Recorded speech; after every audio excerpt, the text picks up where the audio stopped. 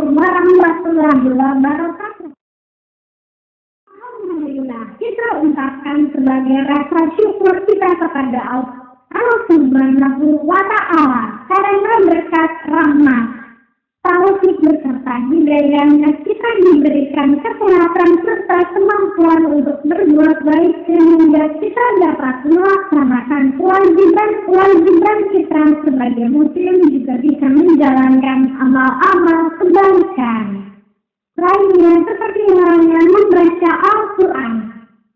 Selanjutnya, sholawat beserta salam dengan ucapan Allahumma sholli ala Muhammad kita aturkan kepada beliau beserta keluarga, sahabat serta pengikut beliau hingga hari kiamat.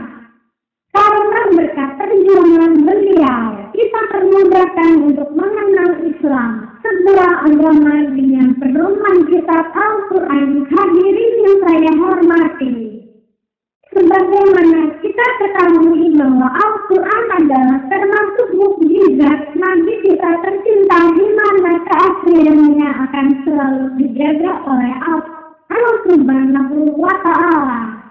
Ternyata Al-Quran juga mempunyai banyak keistimewaan serta keajaiban terkandung di dalamnya dan tidak terdapat pada kitab atau buku lainnya. Membaca Al-Quran adalah merupakan ibadah di mana setiap hurufnya dihitung 10 pahala kebaikan serta terkandung banyak keutamaan. Di antara keutamaan membaca Al-Quran adalah sebagaimana berikut. Keutamaan pertama yaitu agar kita mendapatkan petunjuk dan rahmat dari Allah, sebagaimana firman Allah dalam Al-Quran. Wa innahu lahudan wa rahmatun lil alamin. Dan sesungguhnya Al-Quran itu benar-benar menjadi petunjuk dan rahmat bagi orang-orang beriman. 6 ayat 77. Hadirin yang berbahagia, dengan kita membaca Al-Quran, kita akan diberi petunjuk dalam setiap urusan kita sehari-hari, baik urusan bergaul dengan manusia, urusan perjodohan, keluarga, urusan berusaha, bekerja, urusan mempergunakan harta, bahkan urusan hutang piutang pun Allah tunjukkan semuanya melalui Al-Quran.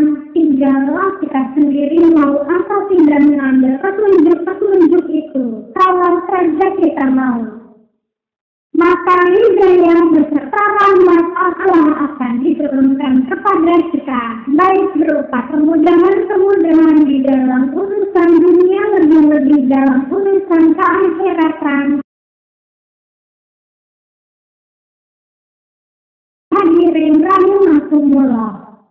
Keutamaan kedua dari keutamaan membaca Al-Quran yaitu sebagai penawar, obat penyembuh, sebagaimana firman Allah dalam Al-Quran.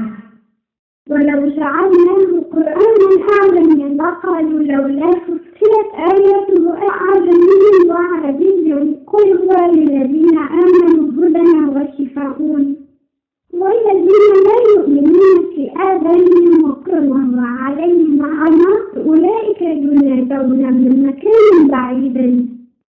Dan jikalau kami jadikan Al-Quran itu suatu bacaan dalam bahasa selain Arab, tentulah mereka mengatakan, mengapa tidak dijelaskan ayat-ayatnya? Apakah status Al-Quran dalam bahasa asing sedang rasulnya adalah orang Arab? Katakanlah, Al-Quran itu adalah petunjuk dan penawar bagi orang-orang mukmin. Sementara orang-orang tidak beriman, pada telinga mereka ada sumbatan, sedang Al-Quran itu suatu kegelapan bagi mereka.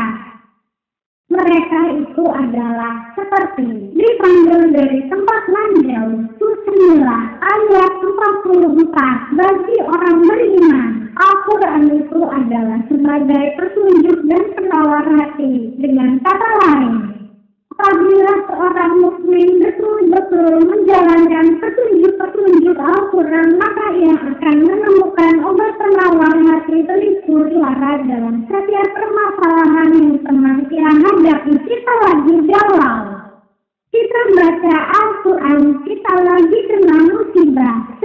baca Al-Quran kita lagi sakit, solusinya tetap baca atau dibacakan Al-Quran bagi orang beriman. Ayat-ayat Al-Quran dapat bereaksi sebagai penawar obat, solusi baik secara langsung atau tidak langsung ataupun berangsur. Misalnya berkah membaca Al-Quran, pikiran kita jadi tenang. Masalah penyakit kita mereda lalu menghilang, sembuh. Bisa jadi kita temukan obat unik padahal tak pernah dibayangkan sedikit pun sebelumnya. Jika Allah menghendaki, maka tidak akan ada satu hal tidak mungkin.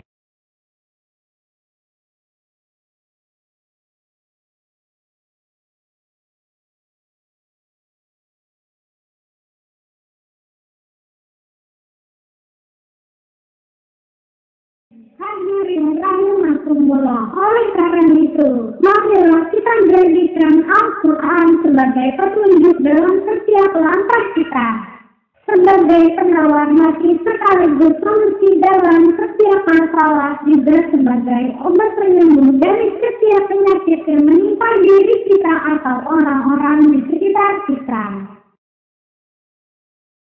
Kiranya ini saja yang dapat kami sampaikan. Semoga pidato singkat ini dapat menginspirasi kita semua untuk semakin rajin membaca Al-Quran paling tidak per hari 1 halaman. Kalau tidak mampu, maka per hari cukup 5 ayat. Kemudian membaca surah-surah tertentu terutama pada saat-saat menghadapi masalah atau tertimpa musibah atau terkena penyakit.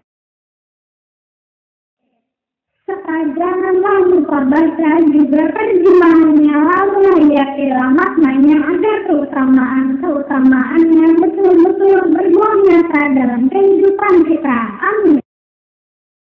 Hadirin rahimakumullah, jika ada sumur di ladang, boleh kita menumpang mandi. Jika ada umur panjang, semoga kita berjumpa lagi. Terima kasih atas segala perhatian. Mohon maaf jika ada kekurangan. Wabillahi taufiq wal hidayah. Wassalamualaikum warahmatullahi wabarakatuh.